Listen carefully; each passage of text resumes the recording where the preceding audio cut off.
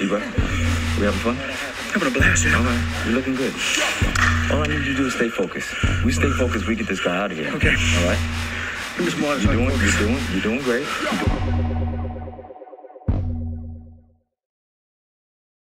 Hello and welcome to Coach's Corner.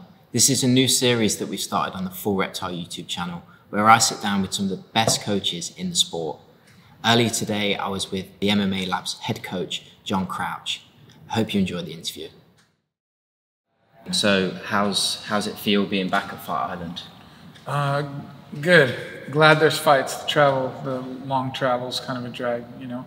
But feel lucky that we get to have our fights. So good and bad. Cool. Yeah. And I know, obviously, you were out here a couple of weeks ago with Casey, and he got a great win against Allerton Haley. Yeah, both of our guys, Casey and Kyler Phillips, were out here a couple weeks ago, and they both had really good performances. You know, and Casey had a great, really dominant performance against Allerton. Mm-hmm. So, and I know, obviously, Casey's out here this weekend fighting again. Yes, sir. Was it always the plan to have such a quick turnaround if he'd got that win? I don't know if you know Casey, but he wants to fight every day. Like, he'd fight every week if they'd let him. Honestly, he wanted to turn around the next week. So he's pretty happy that he gets to be back here so quickly. So he's always hungry to jump back in, and he was healthy and good to go. Do you think it's important for young fighters like Casey and Kyler to kind of show that willingness and drive to get back so soon? Certainly doesn't hurt. You know, you see the success of Hazmat and how he is, and Dana is endeared by him, you know, and he's going to get some opportunities because of it. So I think the willingness to fight is really attractive to the public, you know, the people that love fights. They love to see a person that loves to fight and wants to jump back in. So I don't think it can hurt. As long as it's healthy and if you can put together good performances, that's really the thing. You don't want to jump back in there and not be able to do what you do. So he's healthy and ready to go, so I do think it's a good thing for him. And I know you're obviously out here with Jared Cannonier as well, who's fighting Rob Whittaker at the weekend. How long have you been working with Jared? Oh, he came out when he was a heavyweight to make his debut. We had some other people from Alaska that trained with us, and Jared was friends with theirs. So he came out and worked for a while and then went back home. And then he came back out when he was at 205. So that's been a couple of years, 2.5 years on and off, but the last 2 years solid. Yeah. And how's that? Because obviously you've seen him from a heavyweight and then work his way down to now fighting at middleweight. How has that transition been for him, working his way down and now fighting competitively at that level? I think it's been fairly easy for him. Like, Jared's another one, just a natural fighter. He loves it, and he's a really smart guy, smart, intelligent fighter. So you could kind of see that he was thick when he was a heavyweight, and he could move really well. But as he went down to 205, that was a little bit better. And then we had talked, very first time we ever talked, I told him he was probably an 85er, and he just kind of laughed at it, and now he's really had a lot of success there. And obviously going back to Casey as well, and you've got a lot of young guys in the gym with Kyler as well. What's the atmosphere at MMA Lab like at the minute, and how do you kind of keep that consistency of producing these young, great fighters? It's all based on the same stuff, just consistent effort over time, you know. As boring as that is, it isn't sexy, but it gets the work done. And you know, starting with Benson Henderson a long time ago, Ben's my long-time student partner. We're on the gym together now, but based on his work ethic and how he performed, people just copied that. It's become what we do, you know. Just come into the gym every day, get your work done, come back the next day and get your work done. And we've been able to keep a good level of consistency and success through the years. And obviously you mentioned Benson Henderson just there. You've worked with him for a long time. Yes, sir. And he's out here at the minute with you? Yes, sir. Because we've seen him on the beach the other day. And I just wanted to know what it's like for young fighters to have someone of his experience in their corner and around them at the time of a fight. It's amazing. Ben's been through it all. You know, he started his MMA career 2-2. You know, like wasn't like he started burning the house down. And through hard work and sheer willpower, he's became world champion. You know, he's still at the top of the game. He's still a great lightweight. And so to get to be in there, I know the guys like it a lot. And it means a lot to them, and he's a great example. You know, Ben's a good coach. He's not done fighting yet, but he's a really good coach, and he's just such a great role model. He's always 100% behind his guys. Like, he's very invested in his teammates. And so I think that support and the example that he sets are very important for us. So, like I said, you've worked with him for a very long time. What was it like to see him become a lightweight champion of the UFC? Greatest. To see, you know, nowadays it's so based on social media and everybody's got to talk. I love the way Habib and Justin really don't do that. They just fight. I like they're very genuine, down-to-earth folks. I love that they're getting all the attention, you know, because I think that's how it should be, and that's how Benson always was. He just worked, and just came to work, and came to work, and came to work. To see somebody that has just that kind of personality, have that kind of success, that's as good as it gets. So do you think, obviously recently we've got a lot of fighters that do a lot of talking on social media and stuff. Do you think that can somewhat be a distraction for some fighters? I think some people see the social media, but they don't realize there's a lot of work that goes into it. Like for, say, Conor sort of started the whole trend of talking back and forth, and he was great at it. If you talk to any of his teammates or hear his teammates or his coach talk, that's how he is every day. And he talks a lot of shit in practice. It's fun for him. It's not a big deal, and he's great at it. But they don't realize Conor's in the gym working every day, getting better. Like, he's a crazy workaholic. So if you can put the work behind it, and there's some substance behind the noise that you're making, yeah, then God bless, all power to you. But if you don't have the skills, you should be quiet and get those skills, in my opinion, first. For sure. And I know when back at the MMA lab, when you're training, you're working with these guys like day in, day out, what is it you think that makes the best stand out from the rest, I guess? So what is it you specifically look for when you think that they've got it? You know, the funny part about that is I didn't know that Benson was anything special at first.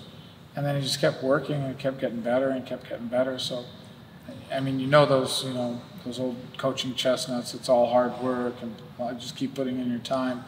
But literally, he's the personification of that. So for me, it's the willingness to just work. That's really what separates the best from the rest. Is it so when you're in the corner of these guys, and I know everyone loves a victory, loves to win, but what's it like to witness a loss for one of you guys, and what's the next stage from there, really? It's terrible. This sport is more highs and lows, maybe than any, because it's them by themselves. I mean, we're behind them and we're there and we hurt too, but you're all alone out there. It's just them and the other guy. And we were talking about that today, just an inch, 1 inch, just one reaction, and your life could be completely different. Mm-hmm. And the boys were watching the Claudia Gadelha fight with Joanna. Oh, yeah. And she had Joanna in a really tight head and arm triangle. Mm-hmm. Imagine if that had just been a hair tighter. Mm-hmm. Like, how would Claudia's history be different now, Sure. So it's terrible because it can be so career changing. One loss can really put you on a different path. And of course, you can recover. It's not like you can't, but at the moment, it's pretty devastating and heart-wrenching to watch. And going back to, obviously fight weeks, it's a long week. It must feel like a long week in the preparation, the build-up, the media. But the day before the weigh-ins, when you're watching your fighters cut weight, and you're seeing them struggle and probably not be themselves to the point, what's that like, being in the room with them at that point? Well, you want to help them, like, this is just another difficulty on your way to your goal. Mm-hmm. So people talk about wanting to be fighters and, I could fight. No, you could, because the discipline it takes, and then to suffer at the end like that, it's really hard, and it makes for some really tough-minded folks. So it's not fun to watch them go through it, but that's why they get to do what they do, because they're tough-minded enough to get through those hard times and then perform their best. And talking just a little bit about yourself, I know you trained under Gracie and attended the Gracie Academy as well. What was that like? Because I know you got into martial arts a little bit late in your life, and what was it like being a student under such like a rich history of knowledge? I started Jiu Jitsu because of Royce Gracie. I was a Taekwondo student, and my teacher went to the Gracie Academy. He was a police officer, took their class, came back and started teaching some Jiu Jitsu moves, and all these little guys were killing me. And so I had to learn it, and then started watching Royce, and he won the UFC against Dan Severn. Dan Severn was 270 pounds, and Royce looked tiny, and it was amazing. And right after that, I went to the academy to train. So it was always a really big thing for me. And I was lucky enough to train with Elio Gracie. He lived in LA for, I don't know, 3 years maybe, while I was there. 2 years, I don't know. But I got to take class with Elio Gracie twice a week. Not too many people got to do that. So to be part of the absolute beginnings of that was pretty awesome. I hold it a special place in my heart. And obviously you've learned a lot from them, not just skill but in technique, but seeing how they coached and taught their students. Did you take a lot of them, and does it influence how you coach today? Yeah, I mean, it's a different game, right? Like back then, the game was to survive a bigger, stronger opponent, and there's no rules, there's no weight classes, so you just had to survive the guy until he made a mistake, and it's a different skill set now. It's more of a sport now. I mean, definitely fighters, no matter what, are great fighters today. If you're in the UFC, you're a good fighter. But you can't lay on your back and survive and win. So definitely I always have those. I have that as my base. You can't lose first, right? You can't get tapped, you can't get hit. You gotta not do those things. But then we have to find a way to turn the fight a little faster than the old school Gracies would have done, right? Like Royce would stay in there all day. Elio had a 3 hour and 45-minute fight, So I don't want to do anything fun for 3 hours and 45 minutes. So it's different in that respect, but I learned a lot from them. Yeah. So when did you, obviously you were a student at Gracie, and then when did you start going into MMA? When was that kind of transition, and when did you start coaching full-time at that level? I moved to Denver as a purple belt and opened my own little place, which was hugely unsuccessful. I had a small little club, I guess, and I loved it, but it was, I was working at the same time trying to make that go. And a kid came in one day named Alvin Robinson, and I gave him the spiel, what are you looking to do? And he's like, I want to fight in the UFC. And I hadn't thought about it before. I'd actually stopped watching the UFC when they adopted the rule set, because I was old school. I wanted no weight classes and no time limits. So I'd stopped watching it, and he came in and wanted to do it. So with about 5 jiu-jitsu students, and that was it. And he got into the UFC, fought 4 times in the UFC. So that was my start. And then a good friend of mine from the Gracie Academy opened the MMA lab. And I just happened to see him, and he was like, you want to start an MMA team? I said, I've never done it before. I've never done it with this one kid. But if we can do it like I do it with him, like it's a family, then yeah. And so here we are 15 years later, 14 years later. Nice. Did you have any other experience in other martial arts before Jiu-Jitsu? A little bit, just enough to be bad, Like I competed in wrestling in 5th, 6th, and 7th grade. So I was, how good are you then? I wasn't a natural at it or anything. But I liked it. I boxed a little bit when I was little. And then, I played football my whole life. And then I started Taekwondo when I was in my mid-20s. So I had I have a black belt in Taekwondo. I'm terrible at Taekwondo. But there's absolutely no skill level there. But I had a great time, and it got me hooked into martial arts. Nice. And obviously, Jiu Jitsu is something that is quite close to you. what made jiu-jitsu the most attractive thing to you, and what do you think separates it from other martial arts? I think all martial arts are good for people, you know, especially if you're talking about the UFC, you have to be good at everything, or you know, you have to be very good at something to overcome a deficit in another. But for people just to work out and have fun, I think they're all good, you know, because they make your mind work strategically. Like you're thinking about combat situations, what you do here, and you're exercising, and it's all good. So I love jiu-jitsu. It's where I started, but I wouldn't necessarily put it above another as important in the development. I think everybody's going to take their own path. I liked it because I liked ROYCE. That was, you know, I saw ROYCE and that was it. And I had never really seen any martial arts. I didn't really know. So watching ROYCE do his thing and the message of you can defend yourself against anybody, big, strong, technical, you can do it with jiu-jitsu, and that resonated with me and drew me to it. Yeah, I mean, I think that's the thing I like about it the most, is that it doesn't necessarily matter like how strong or big you are, but it's just down to technique and practice. Well, and there's, you know, do you practice jiu-jitsu? I'm pretty like a novice, probably. Yeah, but like there's little guys. I mean, Kai Tara, you know, he won the absolute division and weighs, you know, 25 pounds or whatever he weighs. He's tiny, and he's a terror. Like he'll kill you. So it's pretty cool that you can, you know, especially in a street self-defense situation, which I think is the reason I love it so much, is that you just need to defend yourself. You need to not get beat up for 10, 15 seconds. And you'll be all right. Like people break you up and you'll be fine. You know, that's not sexy for men these days. You know, they want to dominate and knock the guy out. But if you're talking about a little person and you can keep from getting hurt, that's the best part of it. And I think as well with jiu-jitsu, I find it, me personally, like when you're practicing it and you're with a group of people who enjoy doing it, it's quite a relaxing, peaceful sport. Would you agree with that?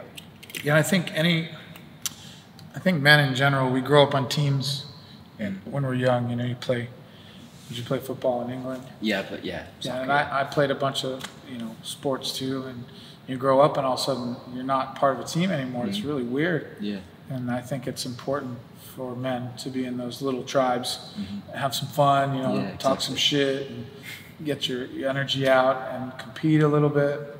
So I love that. I think it's super important. My favorite times, like this travel isn't fun, but being around the guys is awesome. And so I think not just jiu-jitsu, but any wrestling or taekwondo or boxing or whatever it is, you get together with your team, it's therapeutic.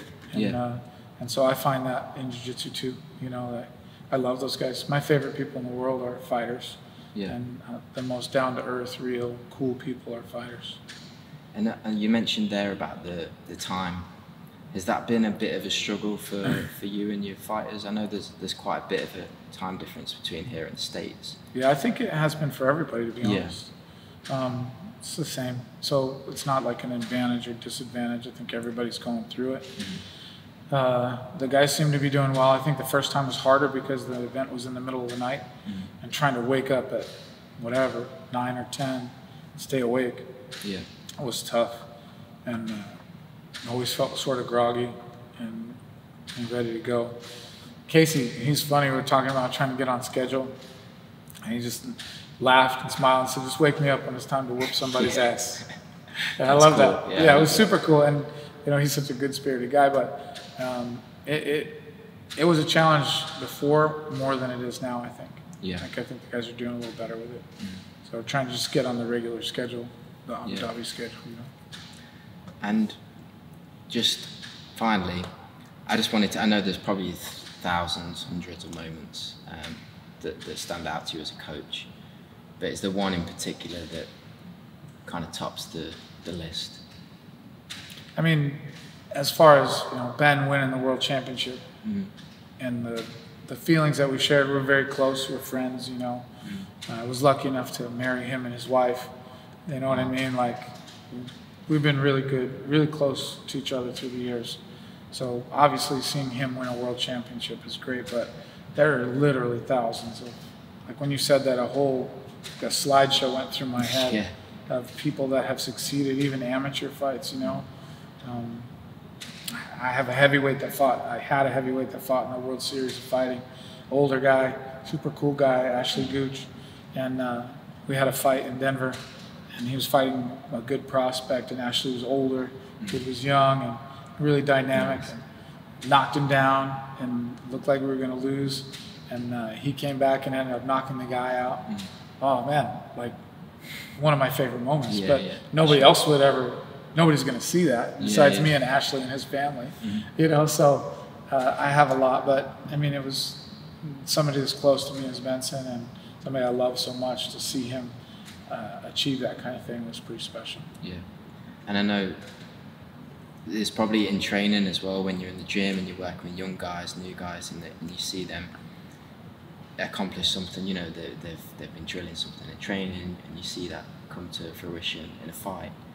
Is there any moments where you have seen that, where you've been drilling something for so long and you know you've been working on something to such detail, and then you see that happen in front of your eyes in a fight, whether that's a big fight, small fight? Is that satisfying as a coach? Yeah, super cool.